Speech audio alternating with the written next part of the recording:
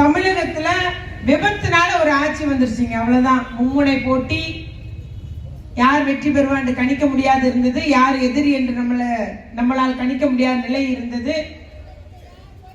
விபத்தினால அந்த சேர்ல வந்து உட்கார்ந்து இருக்காங்க. கட்சியை ஆரம்பிச்சு 2 வருஷம் தான். இன்னும் வரைக்கும் கொள்கையெல்லாம் எதுவும் செய்யப்படல. அந்த பெரியார் படம் வச்சிருக்கிறோம். ஆனா நாங்க மதத்தை பொறுத்த வரைக்கும் பெரியாருடைய கருத்தை ஏற்றுக்கலன்னு சொல்லிட்டாங்க. அதேதான். அவங்க பேருக்கு பின்னால 5 படத்தை வச்சுக்கிட்டாங்க. கொஞ்சம் விட்டா கலைஞர் படத்தையும் வச்சிருப்பாங்க. ஏன்னா அவங்களுக்கு மக்களை ஏமாத்தணும், அது மட்டும்தான். கொள்கையோ கோட்பாடோ ஏதோ கிடையாது.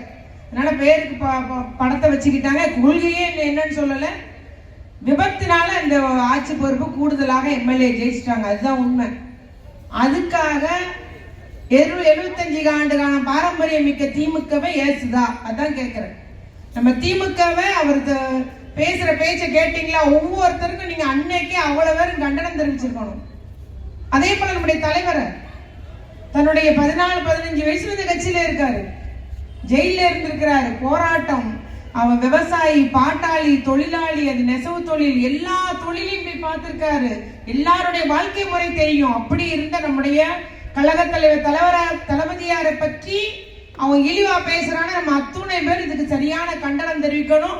தாவாக்காரங்க எங்க வந்தாலும் அதுக்கு நம்ம பதிலடி கொடுக்கணும். அவங்க ஒண்ணும் போட்டு கிடக்கல. என்ன பண்ணீங்க நீங்க? பொய்யான செய்தி, திமுக பத்தி பொய்யான செய்தியை பரப்பி மக்களை ஏமாத்தி இந்த ஆட்சிக்கு வந்துட்டீங்க.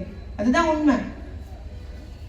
நடக்கிற குற்றச்சாட்டுக்கு எல்லாம் திமுக தான் காரணம் பேசுறீங்க. ஏங்க, அவங்க ஏற்பாடு பண்ண கூட்டம், அங்க மாவட்டத்தில் ஏற்பட்ட கூட்டத்துல கரூர்ல இறந்த அந்த 41 பேருக்கு திமுக குற்றச்சாட்டு சொல்றாங்க. எப்படி சொல்றீங்க? இந்த கூட்டம் போட்டிருக்கோம், இன்னைக்கு கூட்டத்துல ஒரு அசம்பாவிதம்னா கருணாநிதி தான் பொறுப்பு, நான் தான் பொறுப்பு, திமுக தான் பொறுப்பு. ஆகவே அதுதான் நம்ம போலீஸ்ல எழுதி கொடுத்து தான் அனுமதி வாங்குறோம். என்ன ஒரு இதனால அசம்பாவிதனாலும் நாங்க பொறுப்பேற்றுக்கிறோம்னு சொல்லி தான் அனுமதியே வாங்குறோம். ஆனா அப்படி கரூர்ல நடந்த அந்த 40 பேர் இறந்ததுக்கு திமுக குற்றச்சாட்டு சொல்றீங்களே எப்படி? இன்னைக்கு வழக்கு இருக்கு, நம்ம அதை பத்தி பேச வேண்டியது இல்லை. ஆனா இது ஒரு உதாரணம். இதே போல பொய் குற்றச்சாட்டு, ஊழல் குற்றச்சாட்டு எல்லாமே எங்களுடைய தளபதியை பத்தி, பெண்கள் பாதுகாப்புக்கு அப்படி கூவுனீங்க. இன்னைக்கு எங்க போயிட்டீங்க? பேசினாரு எம்எல்ஏ, மார்க்கெட்டிங்ல பேசினார்ல. 3 வயசு குழந்தையில இருந்து 65 வயசு முதியோர் வரைக்கும் பாதுகாப்பு இல்ல தமிழ்நாட்டுல. கொள்ளை நடக்கிறது. உங்களுடைய தாவாக்காரங்களே நிறைய பேர் ஈடுபடுறாங்க. போதைப் பொருட்கள் மாட்டுது, கஞ்சா கடத்தல் ஈடுபடுறாங்க. சட்ட ஒழுங்கு சீர்கட்டு இருக்குது, அடிக்கடி நடக்குது. ஆனா நீங்க எதுவுமே கண்டுக்காம வாய் மூடி மௌனமா இருக்கிறீங்க. ஆகவே இந்த ஒரு குற்றச்சாட்டுகள் எல்லாம் இப்பொழுது பாத்தீங்கன்னா கொள்ளை அதிகரிச்சிருக்குது. ஆனாலும் இந்த முதலமைச்சர் எந்த நடவடிக்கை எடுக்கப்படல. ஆனா தளபதியார் இருக்கும் போது நீங்க எல்லா சின்ன குற்றச்சாட்டுகள் எல்லாம் யார புகார் சொன்னீங்க? எங்க தளபதியை சொன்னீங்க. நிறைய நடவடிக்கை எடுத்து வந்தாரு. பெண்களுக்கான திட்டத்தை கொண்டு வந்தாரு. பொருளாதார வளர்ச்சி ஏற்பட்டுச்சு, தொழில் வளர்ச்சி ஏற்பட்டுச்சு, கல்வி வளர்ச்சி ஏற்பட்டுச்சு, மக்களுடைய வாழ்வாதாரம் உயர்ந்தது, தனிநபர் வருமானம் உயர்ந்தது. அவ்வளவு வளர்ச்சி பெற்றுச்சு தமிழ்நாடு. இன்னைக்கு தமிழ்நாடு பின்னோக்கி கொண்டு போயிருக்கு, பின்னோக்கி போகுது.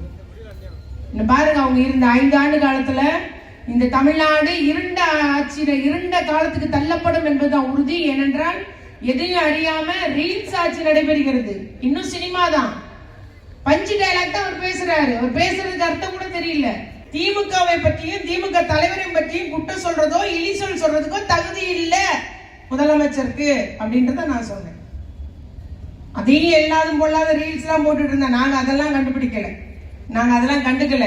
ஏன்னா நாங்க எதுக்கும் நாங்க அஞ்ச போறது இல்ல. உண்மையை சொல்றோம், உண்மையை உறக்க சொல்லுவோம். நீங்க செஞ்ச தப்புன்றது எதிர்கட்சி, நாங்க இத்தனை எம்எல்ஏட இருக்கோம், 59 பேர் இருக்கோம், நாங்க உறக்க சொல்லுவோம் என்பதை குறிக்கொள்கிறேன். வந்த உடனே ஒரு உத்தரவு போட்டா தெரியுமா? ஈபி கட்டணம் 500 யூனிட்டுக்கு கீழே உபயோகப்படுத்துறவங்களுக்கு 200 யூனிட் கம்மின்னு சொன்னாரு. கணக்கு போட்டு பாத்தீங்களா? எல்லாரும் என்ன பண்ணிருக்காங்க?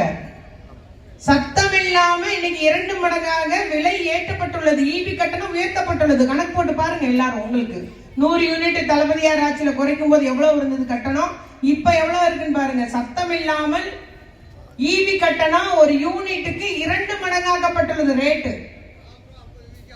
இப்ப 4 ரூபாய் 50 பைசா, அன்னைக்கு 2 ரூபாய் 40 பைசா, இன்னைக்கு 4 ரூபாய் 50 பைசா. கரெக்ட், உயர்த்தப்பட்டுள்ளது. சத்தமே இல்லாம மின் கட்டணம் உயர்த்தப்பட்டிருக்கு. ஆக எந்த அளவுக்கு பொய்யான செய்தி அவங்க பரப்புகிறாங்க நீங்க அறிஞ்சு கொள்ள முடியும். அதே போல பத்திரப்பதிவு 100 கோடி ரூபாய் மதிப்புள்ள ஒரு கோயில் சொத்தை 2 கோடி ரூபாய்க்கு பத்திரம் போடுறான். யார் பேர்ல பத்திரம் போடுறான்னா அவன் கோடி உடையவன் அல்ல, யாரோ ஒருத்தர். ஆனாலும் அவருடைய குற்ற செயலை மறைக்கிறதுக்கு என்னென்னமோ பேசுறாங்க. ஆனா திமுக ஆட்சி காலத்துல அதை ஒரு முயற்சி எடுத்த போது தடுத்து, இது கோயில் சொத்து, கோயிலுக்குரிய சொத்துன்னு சொல்லி தடுக்கப்பட்டதை இவங்க ஆட்சி வந்து 40 நாள்ல பத்திரம் போட்டாயா. 100 கோடி சொத்தை, கோயில் சொத்தை பத்திரம் போடுறான்னா பாத்துக்கோங்க. நம்ம ஆட்சி காலத்துல எப்படி இருந்தது? கோயில் சொத்தை மீட்கப்பட்டது. 4000 கோயிலுக்கு மேல குடமுழுக்கு நடத்தணும், கும்பாபிஷேகம் நடத்தணும். அந்த அளவுக்கு நம்முடைய மக்களுக்கான சேவைகள் தொடர்ந்து இருந்தது. ஆனா இன்னைக்கு அவ்வளவு பூசி மெழுகுறாங்க, யாரும் தெரியலன்ற மாதிரி சொல்லிட்டு இருக்கிறாங்க. அதே போல கன்னியாகுமரியில சபரிவர்மன் ஒருத்தர் கைது செய்யப்படுறாரு, ஒரு மாற்றுத்திறனாளி.